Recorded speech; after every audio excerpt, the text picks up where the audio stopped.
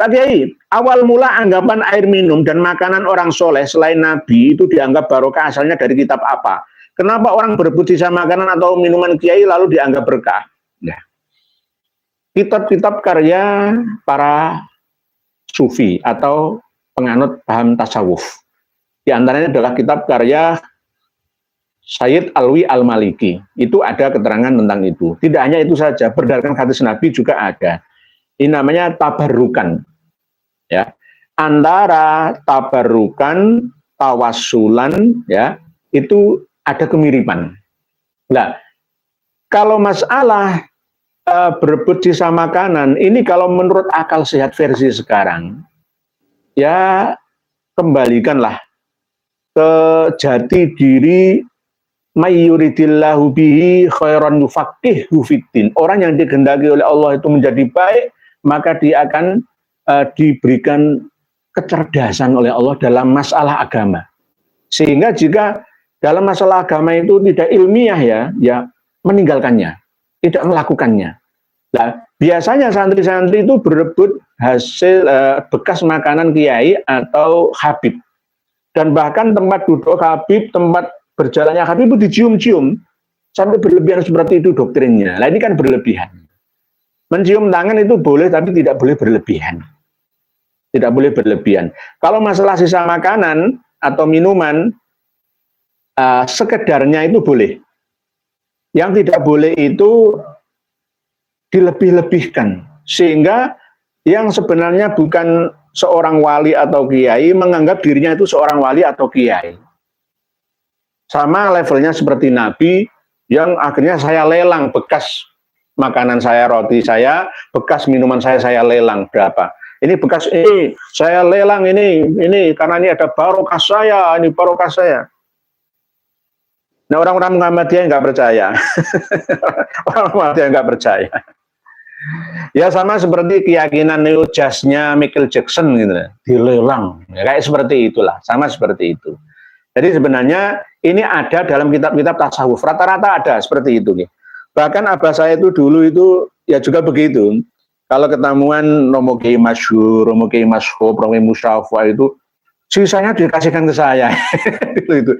Tapi saya kan waktu itu masih kecil ya, nggak bisa menolaknya. Tapi setelah besar ya saya enggak lah, saya enggak. Ya tetap ya tabarukan itu saya percaya ada, tapi jangan berlebihan. Sehingga mengalahkan akal sehat kita. Afala ta'qilun, afala tatafakkarun, afala tubsirun, fatabiru ya ulil absor dan sebagainya. Jadi intinya kembalikan ke pemahaman terkini. Pemahaman terkono dengan terkini bisa beda. Karena lebih dari 1 abad lamanya. Nggih, begitu nggih, sebentar nggih. Kereta cepat Pak Habib selalu membanggakan karomah leluhurnya di Tarim sana. Yang menjadi pertanyaan, adakah di zaman ini karomah yang bisa ditunjukkan oleh Habib seperti menurunkan hujan susu, terbang dan lain-lain, salam hormat nih? Nggak ada, udah brus, nggak ada, nggak ada.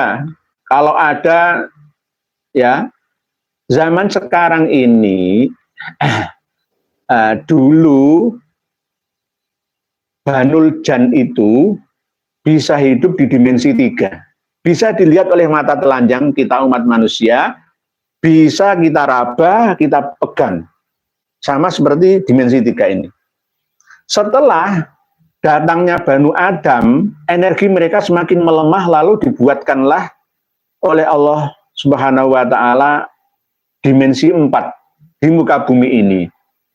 Satu tempat, tapi beda dimensi saja. Beda dimensi saja. Setelah itu, maka hal-hal yang tidak masuk akal, ya, itu sudah tidak bisa berjalan lagi di dimensi 3 manusia. Kalau toh ada, cuma sedikit saja. Sama seperti misalkan santet, ya, adanya silet, adanya paku yang ada di perut, misalkan ketika di ronsen misalkan ya, itu masih ada. Tergantung situasi dan kondisi lokasi-lokasi yang masih sepi. Semisal di pedalaman Kalimantan, misalkan itu magicnya masih tinggi. Misalkan suku-suku yang ada di Celebes atau Sulawesi yang magicnya masih tinggi, di Sumeneb, Sapudi magicnya masih tinggi. Kecuali tempat-tempat itu karena dimensi manusia akal sehatnya banyak yang tidak difungsikan. Semua tergantung keyakinan itu loh. Bermain keyakinan, karena keyakinan itu sama dengan power, kekuatan. Nah, kekuatan ini netral, bisa kekuatan baik, bisa kekuatan buruk, tergantung siapa yang mengendalikan atau meremotnya. Jadi untuk karomah yang seperti ini tidak ada. Kalau mukjizat Nabi ada. Kalau karomahnya Siti Maryam ya binti Imron, saya percaya ada. Gitu. Seperti Kanjeng Dimas taat pribadi itu bisa mendatangkan duren, bisa mendatangkan susu itu bisa, atas bantuan dari Gondoruo, makhluk buto ijo dari alam dimensi 4 jin namanya, yang tidak terlihat oleh mata kita. Itu bisa, karena dulu itu tahun 70-an ke belakang ya, jin-jin itu bisa dilihat sebelum datangnya listrik masuk desa. Kalau nggak percaya, coba wawancara. Sekarang ini masih ada generasi manusia yang terlahir sebelum tahun 70-an ke belakang. Pokoknya ke belakang. Jangan tanya, wawancara langsung. Saya sendiri membuktikan ya. Sebelum listrik masuk desa, sebelum ada pemancar-pemancar radio, televisi, apalagi telekomunikasi seperti ini, dulu itu gelombang elektromagnetik yang ada di sekitar ini masih bersih. Sehingga masih tampak ada jin yang menampakkan diri pada siang hari ataupun di malam hari. Siang hari bisa, guys, siang hari bisa. Tapi setelah adanya teknologi terbaru ini, maka mereka murni masuk ke dalam dimensi masing-masing di alamnya. Sama seperti ketika malaikat disuruh oleh Allah untuk mengusir Banul Jan dari muka bumi ini, yang nantinya akan didatangkan Banu Adam. Akhirnya diusirlah mereka, menempati dimensi keempat, menjadi alamnya jin, ya, termasuk jin pantai selatan, jin Saranjana, jin Padang 12, jin di Selat Muria, jin di Belambangan, Selat Bali, di mana-mana. Sama seperti itu. Insya Allah nanti kita bahas pada tema yang khusus. Berikutnya, tidak ada hujan susu, terbang nggak ada. Kalau toh mau terbang, misalkan ya apa ya, ini loh, main aplikasi settingan bisa.